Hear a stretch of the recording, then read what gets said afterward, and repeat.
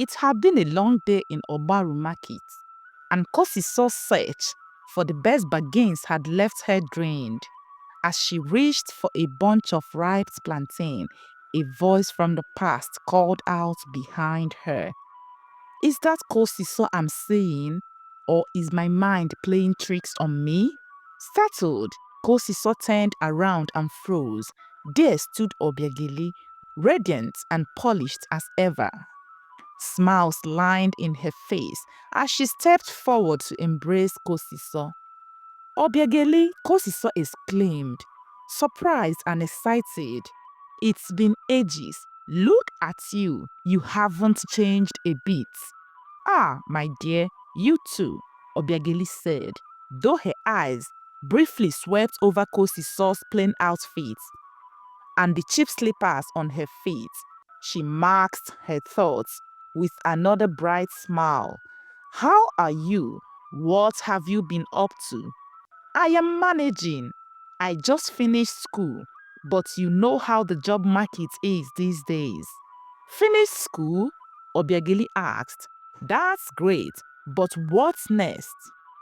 I'm trying to figure things out, Kosiso admitted.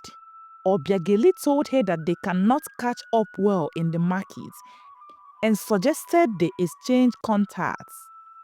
She immediately pulled out her latest model Apple phone, which made Kosiso feel inadequate with her old worn-out keypad phone. Later that day, Kosiso got a call from Obiageli asking her not to forget their plan for the weekend. She told her to come to her shop at noon, that she would show her how life can truly be lived. Although they had reconnected, Kosiso was aware that they were vastly different in terms of personality, values, and lifestyle.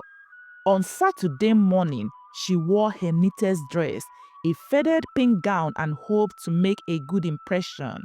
When she arrived at the shop, it was as if she had stepped into another universe. Obiageli's cosmetic boutique was a high-end store in the heart of the city. The shelves were filled with carefully arranged imported products, perfumes, and skincare lines. Kosiso, you're here. Come in, she said. Kosiso offered a timid smile. Your shop is beautiful, Obiageli.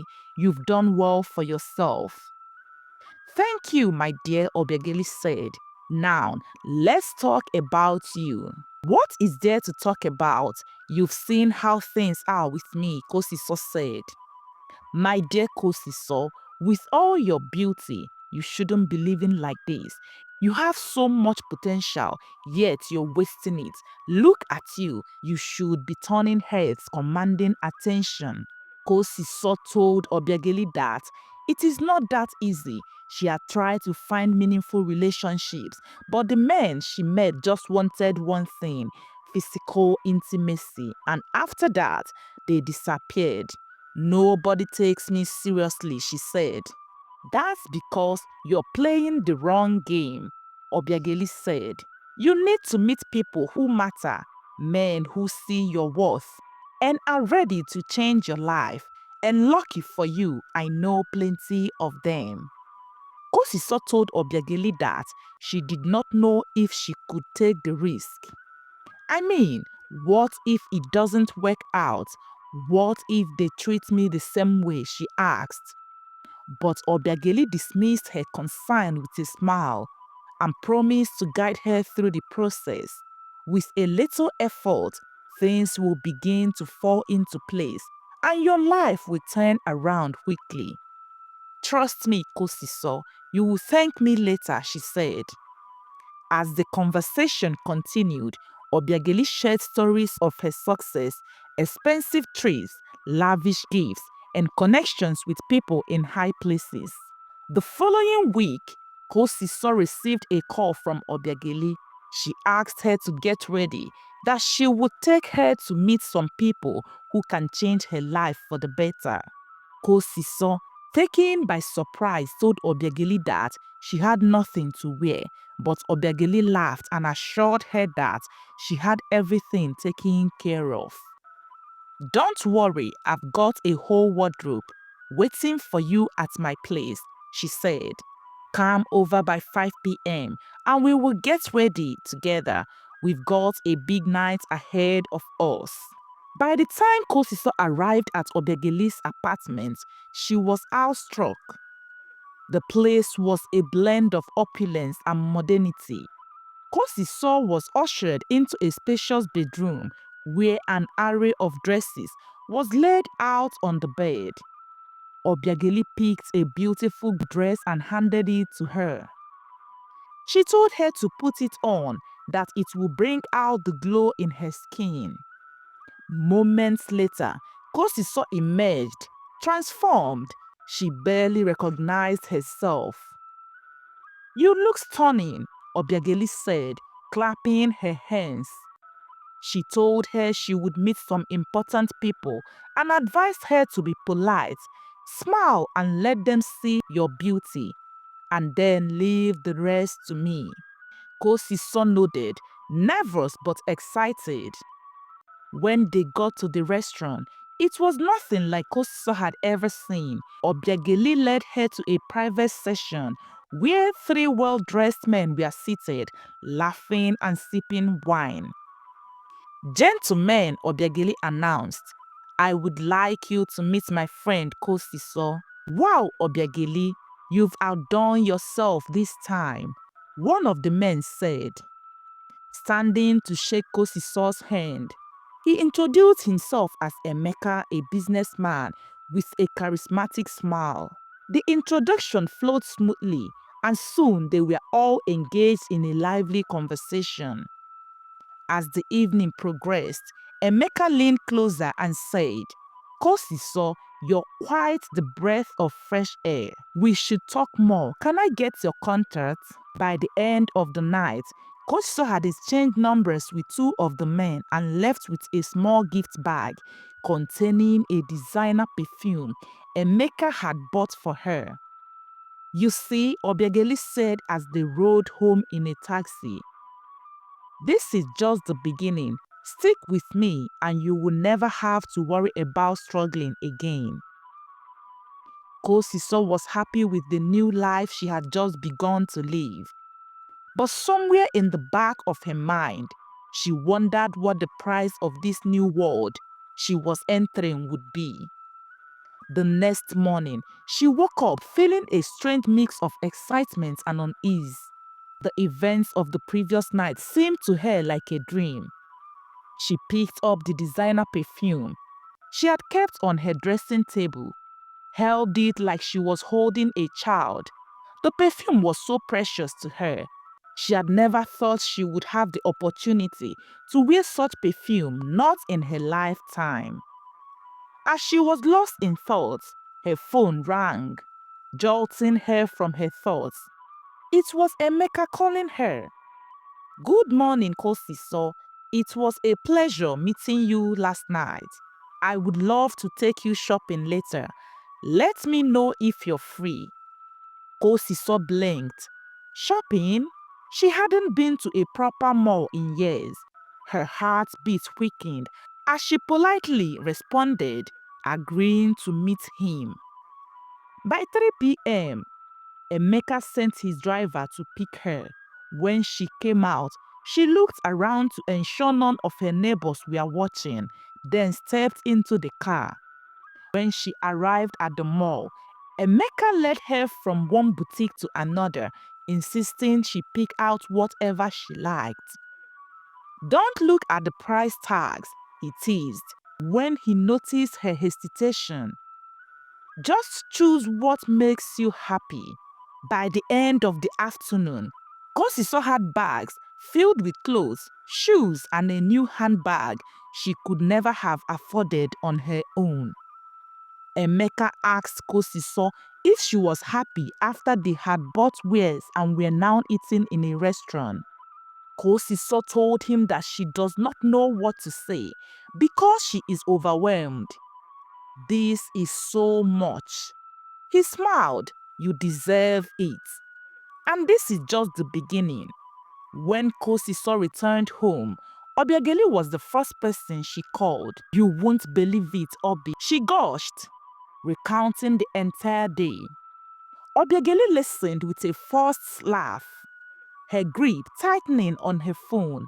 "I told you, didn't I? Stick with me and you will see what life is all about." But as she ended the call, Obiageli's smile faded. "Just look at this girl," she thought bitterly. "I brought her into this world, and now she's the one reaping all the benefits." Over the next few weeks, Kosiso's life began to change rapidly. She replaced her worn clothes with designer outfits, bought the latest smartphone, and started frequenting high-end salons and spas. The men Obiageli introduced her to seemed to adore her, and the gifts flowed endlessly: jewelry, phones, even a down payment for a car. Yet, as Kosiso rose, cracks began to appear in her friendship with Obiageli.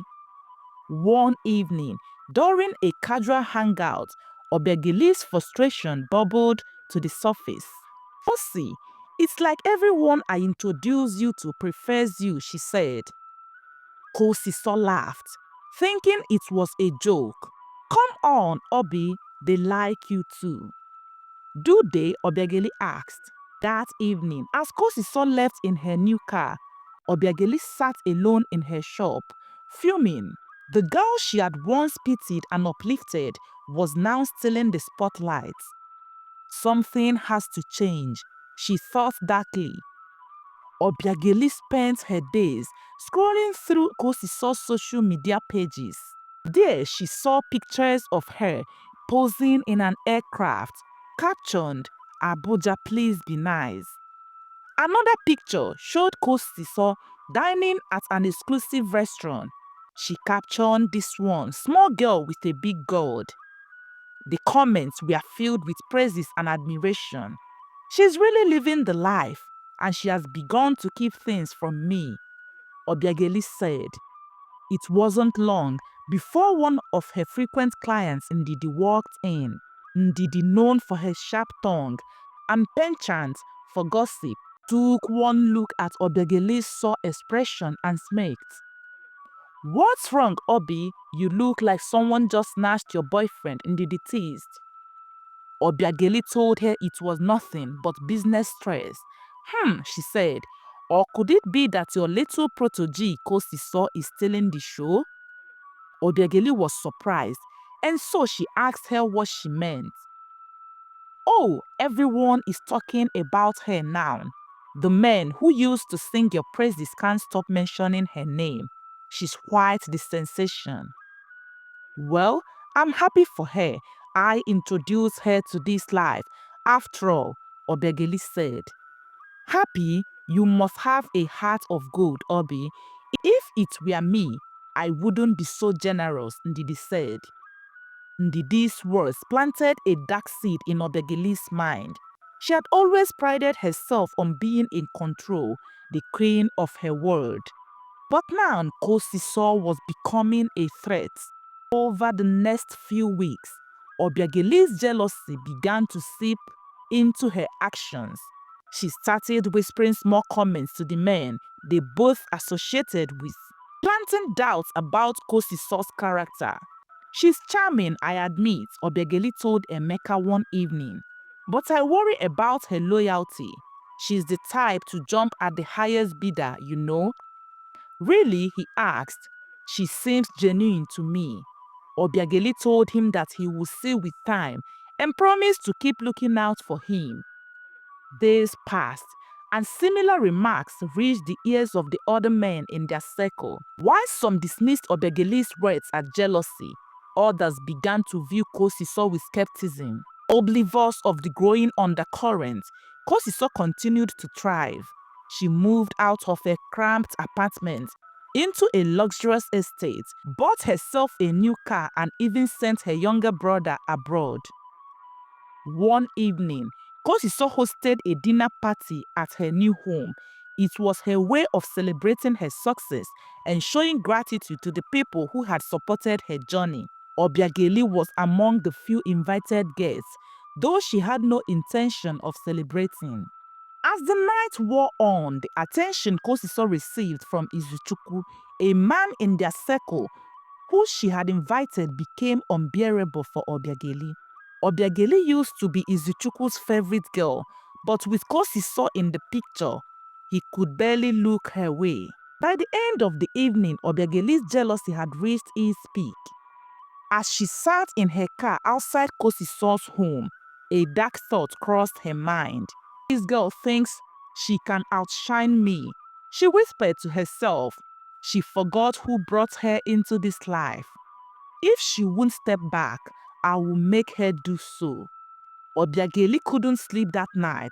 She had always been the star, the one others admired and envied. Now, the very person she had lifted from obscurity was eclipsing her in every way. By morning, her bitterness had solidified into a plan. If Kosiso wouldn't willingly step back, Obiageli would ensure she failed. She started with small moves, calling up a few mutual acquaintances and planting seeds of doubt. Kosiso is really enjoying herself these days, she told one of their benefactors, Elochukwu, over the phone.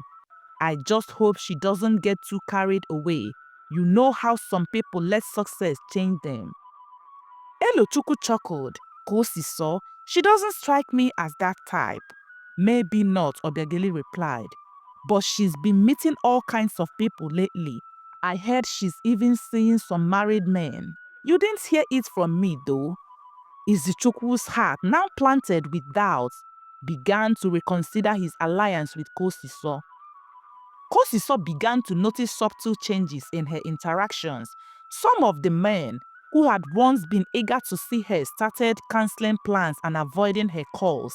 Even Emeka, who had been her biggest supporter, seemed distant. One afternoon, she confronted him. Is everything okay? You've been acting different lately. Kosiso, can I ask you something? He asked. Of course, she said. Are the rumors true about you seeing other men behind my back? Kosiso asked to know who told him that. Does it matter? People talk, and where there is smoke, there is usually fire. Is that true or not? He asked. Emeka, I would never do that. You've been good to me and I respect you. Kosiso knew that someone was sabotaging her. She decided to confront Obiageli directly. She visited, and they both went on a lunch date with the hope to clear the air. As they ate, Kosiso began. Obi, I need to ask you something. Sure, anything, Obiageli replied. Have you been saying things about me to people? Obiageli feigned surprise. Me? Why would I do that? I don't know, but someone's been spreading lies and it's affecting my relationships. Obiageli told her that she has made a lot of friends lately and not everyone would like to see her succeed. I hope you are not behind this, Kosiso finally said. You've been like a sister to me. Of course not, dear. I only want the best for you. As weeks passed, Obiageli's resentment grew darker. Her gossips to sabotage Kosiso had slowed Kosiso's momentum, but it wasn't enough. She was still thriving, and Obiageli could not bear it anymore. The idea of revenge came to her one night as she stumbled on Kosiso, smiling with KC and walking into a luxury hotel in the town. KC used to be her highest bidder, and she had visited him in the company of Kosiso, and he enjoyed them together, but preferred to move on with Kosiso. She thinks she's untouchable, Obiageli said. We will see about that. She began researching poisons, something subtle that could be administered without suspicion. It was during this time that she heard of a herb that, when injected in a small doses, caused gradual weakness before ultimately killing the victim. When Kosiso called to invite her to the grand opening of her beauty spa, her voice brimmed with false enthusiasm. I wouldn't miss it for the world, she said, already envisioning the perfect opportunity to strike. Kosiso's business opening ceremony was the talk of the town. Her meteoric rise had earned her admiration and envy, and her plans for a grand celebration only solidified her position as a rising star in the circle. She hired top-tier caterers and even arranged for a live entertainment. Obiageli arrived early, dressed to impress. As they partied, Obiageli saw a chance and poisoned her. That night, after the party, Kosiso began to feel strange, and by the following day, her condition worsened. She called her friend Obiageli to tell her how she was feeling. She showed concern but quietly celebrated her success. Very soon, you will be out of the way, stupid girl, she muttered to herself. Yet, she continued to check in on Kosiso frequently, pretending to be a caring friend. As days turned into weeks, Kosiso's health continued to decline. She finally sought medical attention, but the tests revealed nothing conclusive. Her condition puzzled everyone. Could she have contracted a viral infection, or could she have been poisoned, they wondered. Ndidi heard about her illness and visited Obiageli to discuss her concerns. I heard Kosiso has been sick since her spa's opening day, she said. Yes, my dear, she has been sick since that day. I wonder how she would outshine us, who have been in this city before her arrival. I just hope it's not something she ate at the party, Obiageli said. Why would you say that? Ndidi asked anxiously. Obiageli realized she nearly sold herself and told her there was no reason. She said it was just a thought. But the seed of doubt was planted. Ndidi began piecing together the puzzle, recalling how Obiageli had often complained about Kosiso's success. As Kosiso's condition worsened and the doctors could not pinpoint the cause of her illness, her friends and family grew increasingly concerned. One evening, Ndidi visited Kosiso at her home. Kosi, my dear, I'm so sorry to see you like this, she said. Thank you, Ndidi. I am sure I'll be fine soon. Ndidi told her that her sickness is strange and could be attributed to food poisoning. She asked her if she ate anything different on her spa's opening party, but Kosiso told her that she was too excited to eat on that day, but her friend Obiageli gave her some gizzard. And that was all she ate that day. Kosiso, I think Obiageli may have poisoned you out of jealousy, she muttered. Kosiso, shocked by Ndidi's words, told her how supportive Obiageli had been and suggested she erase such from her mind, as Obiageli could not have done such to her. Though Kosiso believed so much in her friendship with Obiageli, her cousin, suspicious of Obiageli from the start, persuaded her to file a report. The authorities took action, subjecting Obiageli to rigorous questioning. The investigation culminated in Obiageli's dramatic confession. She had indeed poisoned Kosiso. I am sorry, Kosi. I felt like I was losing everything. You were supposed to be my friend, but it felt like you were taking over my world. I never meant to take anything from you, Obiageli. All I ever wanted was a better life. You gave me an opportunity and I trusted you as my friend. Your jealousy could have killed me. Obiageli cried out for mercy, but no one came to her aid. She had committed the ultimate betrayal, attempting to kill her friend out of jealousy, and now she must face the consequences. The police turned their backs on her, unmoved by her pleas, Kosiso was rushed to a remote village. where local healers administered traditional medicine to counteract the poison's effects and slow its progression. While she healed, Obiageli was sentenced to several years in prison for attempted murder after her trial. Kosiso emerged from the ordeal a changed woman. She began to distance herself from the lifestyle Obiageli had introduced her to. She downsized her apartment and opted for a simpler but more peaceful life. Her decision shocked many of the men who had once lavished her with attention. Some tried to lure her back with promises of wealth, but Kosiso stood firm. Over time, her business flourished, and she chose to live a simple and uncomplicated life, avoiding toxic friendships and materialistic lifestyles. Hello, favorite one. Thanks for listening to my stories. Your support means the world to me, and I couldn't do this without you. Your likes, comments, and shares keep me motivated to create more stories. If you're new here, welcome to the channel. Don't forget to hit the like button, subscribe, and turn on the post notification bell so you never miss out on any of my new stories. Thanks again, and see you in the next story.